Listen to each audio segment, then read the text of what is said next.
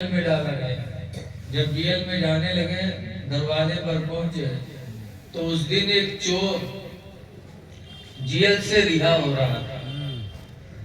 چور نے دیکھا، کہا ارے امام احمد بن حنبل، یہ جیل تو ہم چوروں کی جگہ ہے، آپ جیسے اماموں کی جگہ تھوڑی ہے، آپ کیوں جا رہے ہیں؟ تو کہا قرآن کی محبت میں جا رہا ہوں۔ لوگ قرآن کو مخلوق کہتے ہیں، میں کہتا ہوں قرآن مخلوق نہیں ہے، قرآن کلام الہی ہے۔ تب چور نے کہا تھا امام احمد بن حنبل، میں تو بہت گرا ہوا آدمی ہوں، لیکن میری ایک نصیحت یاد کر لیں۔ کہا بولو۔ کہا میں چوری کر کے آیا تھا، لیکن میں نے بیان بدل دیا کہ میں چور نہیں ہوں۔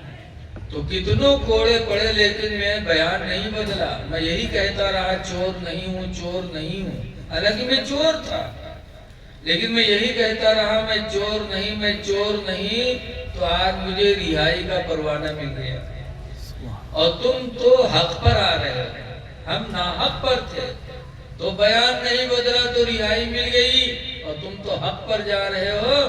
میری نصیحت یاد رکھنا، کبھی بیان نہ بدلنا، بیان نہ بدلنا امام احمد بن حنبل، اللہ تم کو بھی رہائی عطا فرمائے گا۔ کہا دعا کرو۔ امام احمد بن حنبل جیل میں لے جائے گئے، پھر کہلایا گیا، یہی کہا نا قرآن کلام الہی ہے، نہ اللہ فنا ہوگا نہ اللہ کا کلام فنا ہوگا۔ تو امام احمد بن حنبل کے دونوں ہاتھ باندھ کر ان کو ٹانگا گیا، پھر جلاد کو حکم ہوا کہ کوڑے مارو۔ پہلا کوڑا امام احمد بن حنبل کے بدن پہ جب مارا گیا، امام احمد بن حنبل ہیں کون جانتے ہو؟ بڑے پیر کے امام ہیں۔ ہم سب تو امام اعظم ابو حنیفہ کی تقلید کرتے ہیں، اور بڑے پیر غوث اعظم جن کی تقلید کرتے تھے؟ امام احمد بن حنبل کی۔ اب کتنے بڑے امام تھے سوچو، جن کی بڑے پیر تقلید کرتے ہوں۔ جب پہلا کوڑا مارا گیا امام احمد بن حنبل کے بدن پہ، تو کہا بسم اللہ الرحمن الرحیم۔ دوسرا کوڑا پڑا تو کہا الحمدللہ رب العالمین۔ تیسرا کوڑا پڑا تو کہا یا اللہ، قرآن کی محبت میں مارا جا رہا ہوں، الہی مجھے صبر عطا کر۔ پھر آنکھیں بند کر لی، کوڑے پڑھتے رہے، یہاں تک کہ ہاتھ تو بندے تھے اوپر، کوڑے پڑھتے رہے۔ جب حضرت امام احمد بن حنبل کی لنگی کھلنے والی ہوئی اور سطر کھلنے والا ہوا، تو غیب سے دو ہاتھ آئے اور دونوں ہاتھوں نے امام احمد بن حنبل کی لنگی کو وہیں روک دیا۔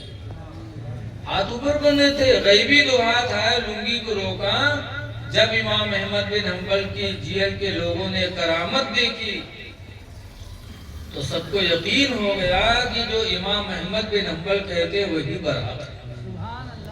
تو رہا کیا، معافی بھی مانگا، اور سب کا عقیدہ ہو گیا کہ قرآن مخلوق نہیں ہے، قرآن کلام الہی ہے، نہ اللہ فنا ہوگا نہ کلام الہی فنا ہوگا۔ تو اس کرتے میں اللہ نے ایسی صفا رکھ دی تھی، جس کرتے پہ کوڑے پڑے تھے قرآن کی محبت میں، کہ امام شافعی نے اس کو دھل کے پیا تو اللہ نے اس کے وسیلے سے انہیں شفا عطا فرمائی۔ اس لیے ہمیں بزرگوں سے لو لگانا چاہیے، لیکن صرف اتنا ہی لو نہیں کہ یہاں آ کر ہم دعا ہی مانگیں، بلکہ ان کے نقش قدم پر بھی چلنے کی کوشش کریں۔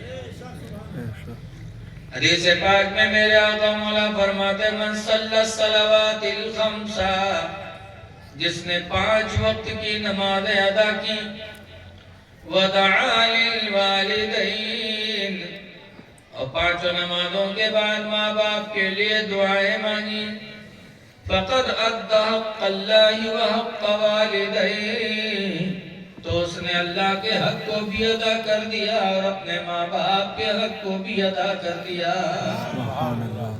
نمازیں پڑھو، نماز کے بعد ماں باپ کے لیے دعائیں مانگو، تو گویا کہ تم نے خدا کا بھی حق ادا کیا اور ماں باپ کا بھی حق ادا کر دیا۔ لیکن آج ہم بزرگوں کو تو مانتے ہیں، لیکن بزرگوں کے نقش قدم پہ نہیں چلتے۔ آج ہم نمازوں سے محروم ہیں، جبکہ نماز ایک ایسی اہم دولت ہے کہ جس کے بارے میں آپ نے سنا ہوگا. ایک بادشاہ تھی